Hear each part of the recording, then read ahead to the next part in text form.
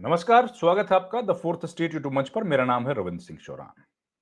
जाति के मुद्दे पर भारत के मुख्य न्यायाधीश जस्टिस बी आर गवई ने एक बार फिर से महत्वपूर्ण बात कही है। पिछली बार भी वो इस मुद्दे पर बोले थे। आप जानते हैं कि कुछ रोज पहले मुख्य न्यायाधीश जस्टिस बी आर गवई पर भरे कोर्ट रूम में जूता उछाला गया था, लेकिन उन्होंने उस व्यक्ति को माफ करने की बात कही और सरकार से किसी भी कार्रवाई ना करने का आग्रह किया। लेकिन अब उन्होंने जाति को लेकर एक महत्वपूर्ण बात कही है। इस घटना के बाद एक बार पहले भी वो बयान दे चुके हैं, जिसमें उन्होंने कहा कि आई वॉज शॉक्ड, मैं स्तब्ध रह गया था जब ये जूता उछालने की घटना हुई थी।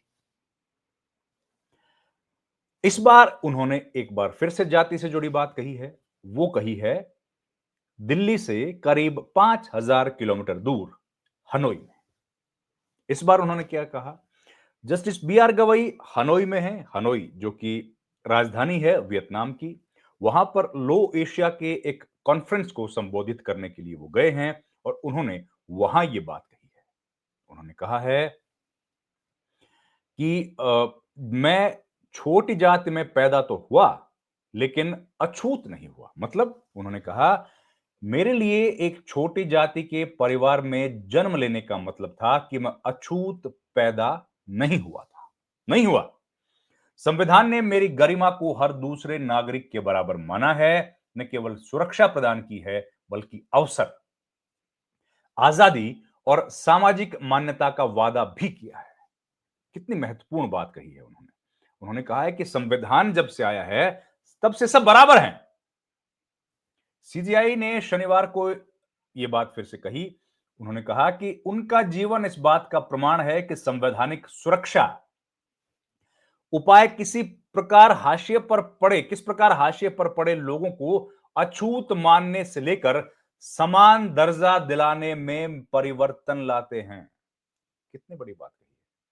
ये खबर जो आपको बता रहा हूं बार एंड बेंच की रिपोर्ट के अनुसार है। चीफ जस्टिस ने कहा कि छोटी जाति के परिवार में जन्मे उनके लिए संविधान ने न केवल सुरक्षा बल्कि सम्मान, समान अवसर और मान्यता भी सुनिश्चित की है। उन्होंने कहा कि इससे समावेशिता एक दूर की आकांक्षा के बजाय एक जीवंत सच्चाई बनती है। कितनी महत्वपूर्ण बात है। देखिए, सीजीआई ने कहा कि मेरे लिए छोटी जात के परिवार में जन्म लेने का मतलब यह था कि मैं अछूत पैदा नहीं हुआ। संविधान ने मेरी गरिमा रखी है, हर दूसरे नागरिक के बराबर रखी है और यही मुझे लगता है हिंदुस्तान के संविधान की खूबसूरती है। उन्होंने कहा कि मेरे लिए विविधता और समावेशन मतलब इंक्लूसिव, उसके लिए विचार कोई स्वप्न लोक नहीं है जिन्हें हम केवल कोशिश करते हैं कि भैया प्राप्त करेंगे। ये मेरे लिए सच है। ये उन लाखों नागरिकों की जीवंत आकांक्षाएं हैं जिनकी पहचान पर अनुचित सामाजिक संरचनाओं के कारण रोज हमला होता है। अपने मूल में विविधता और इंक्लूसिवनेस को प्रतिनिधित्व करते हैं, सामाजिक न्याय को दिखाते हैं और समाज को एक सच्चे समतामूलक स्थान में बदलने का लक्ष्य रखते हैं, जहां प्रत्येक व्यक्ति सम्मान के साथ आगे बढ़ सके। जस्टिस गवई ने गौतम बुद्ध, महात्मा गांधी और अंबेडकर पर और अपने पिता आर एस गवई के प्रभाव को याद किया। उन्होंने कहा कि अंबेडकर ने दिखाया कि कानून से आप कैसे समानता बना सकते हैं, जबकि उनके पिता ने उन्हें न्याय और करुणा के मूल्यों का संचार किया। तो ये एक महत्वपूर्ण बात जस्टिस गवई ने कही। उन्होंने बताया कि सामाजिक न्याय, अनुसूचित जातियां जो हैं, अनुसूचित जनजातियां जो हैं, उन्होंने एक चेतावनी भी दी कि कानून के प्रति कठोर और औपचारिक दृष्टिकोण असमानता को बढ़ावा दे सकता है। कानून के प्रति कठोर और औपचारिक दृष्टिकोण असमानता को बढ़ावा दे सकता है। कितनी बड़ी बात बोली है। और ये उन्होंने तब बोली है जब हमने देखा कि जस्टिस गवई पर कुछ रोज पहले राजेश किशोर, शायद उनका नाम था, नाम के एक व्यक्ति ने उनकी तरफ जूता उछाला और जस्टिस गवई ने कहा कि हमने उनको माफ कर दिया है। अब सवाल यह है, जिस संविधान का हवाला उन्होंने दिया जस्टिस गवई जो बात कह रहे हैं, इस देश में जो संविधान है, वो संविधान के तहत जो सिस्टम क्रिएट किया गया है,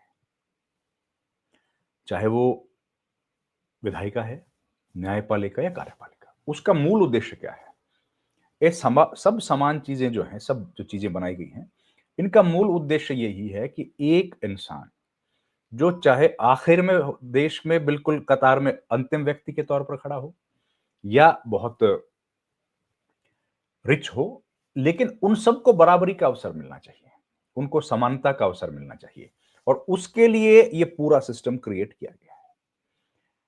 किसी भी देश की तरक्की इस बात में नहीं है कि उस देश में अनुसूचित जाति या अनुसूचित जनजाति का व्यक्ति राष्ट्रपति, प्रधानमंत्री या चीफ जस्टिस बन गया है, बल्कि उस देश की तरक्की का, उस देश में बराबरी का असली आयाम, असली मापदंड ये है कि उस देश में सब लोग, हर जाति के लोग, हर धर्म के लोग बराबर माने जाते हैं और जिनको पिछड़ा या दलित बोला जाता है, वो लोग भी अपने ऊपर किसी भी तरह के डिस्क्रिमिनेशन का आरोप नहीं लगाते हैं और सही मायनों में हर व्यक्ति का, जाति के, किसी भी जाति की, किसी भी धर्म के, किसी भी संप्रदाय के हर व्यक्ति का बराबरी का उदाहरण, बराबर हों, इस तरह का उदाहरण हमको देखने को मिले, सही मायने में वो तरक्की है।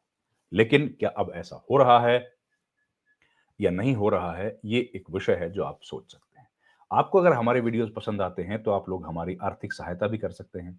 आप हमारे चैनल को जॉइन कर सकते हैं और हमारी आर्थिक सहायता उससे होगी। आपसे ये भी रिक्वेस्ट है कि हमारे चैनल को आप लाइक, शेयर और सब्सक्राइब भी करें, जिससे हमारा हौसला अफजाई हो और हमारी रीच ज़्यादा लोगों तक पहुँचे, ज़्यादा लोग हमसे जुड़ पाएँ। तो जस्टिस गवई ने जो बात कही है, इसके पहले जस्टिस गवई ने जो जूता वाला प्रकरण हुआ था, उस पर एक महत्वपूर्ण बात कही। उन्होंने कहा था कि हम लोग स्तब्ध थे और उनके साथ जो जज बैठे थे बेंच में उस दिन, जस्टिस उज्जवल भुइयां, उन्होंने भी उस कार्यक्रम में शिरकत की। उस कार्यक्रम में शिरकत करते हुए जस्टिस उज्जवल भुइयां ने उस दिन कहा था कि ये कोई मजाक नहीं है। बहुत बड़ी बात कही। उन्होंने कहा कि ये कोई मजाक नहीं है कि मुख्य न्यायाधीश की तरफ कोई जूता उछाले और उस पर कोई कार्रवाई ना हो। ये जस्टिस गवई का बड़प्पन है कि उन्होंने कहा कि मैं माफ कर देता हूं, लेकिन सही मायने में अगर हम लोग कानून के हिसाब से बात करें तो जस्टिस गवई को किसी व्यक्ति को माफ करने का अधिकार नहीं है। ये उनके अधिकार क्षेत्र का हिस्सा नहीं है। किस व्यक्ति को माफ करना है, किसको नहीं करना है, इसका फैसला अदालतें करती हैं। अदालत तक केस ले जाने की जिम्मेदारी किसकी है? अगर आपराधिक मामला है तो अदालत तक केस लेके जाने की जिम्मेदारी स्टेट की है। स्टेट को रिप्रेजेंटेशन कैसे होती है? मतलब एग्जीक्यूटिव की है।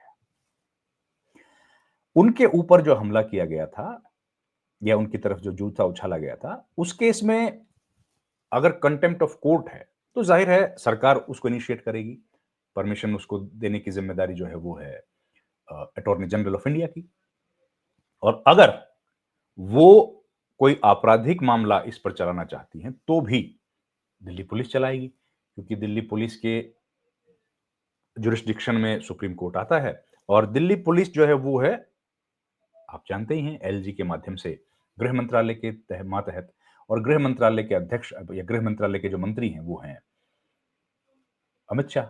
तो जिम्मेदारी उनकी है कि वो इस मामले में न्याय की तरफ कदम बढ़ाते हुए दिखें।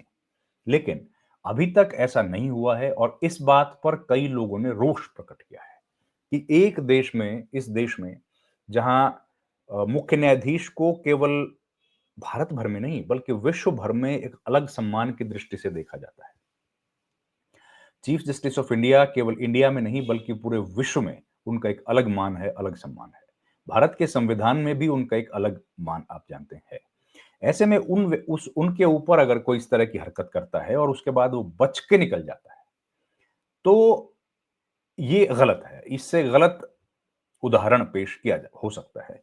तो ऐसी स्थिति में सरकार को चाहिए, या सरकार से कई लोगों ने गुजारिश की है कि वो अपने से इस मामले पर कोई एक्शन लें और जो व्यक्ति इसके लिए जिम्मेदार है उस व्यक्ति के ऊपर कार्रवाई हो।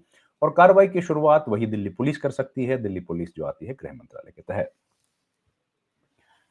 लेकिन अभी तक सरकार जस्टिस गवई के उस बयान के पीछे छिपती हुई दिख रही है, जिसमें उन्होंने कहा था कि वो कोई कार्रवाई उस व्यक्ति पर करना नहीं चाहते हैं और उन्होंने उस व्यक्ति को माफ कर दिया। ये तो जस्टिस गवाई का बड़प्पन है कि उन्होंने उसको माफ कर दिया, लेकिन सरकार की जो जिम्मेदारी है, सरकार को उस जिम्मेदारी का निर्वाह करना चाहिए।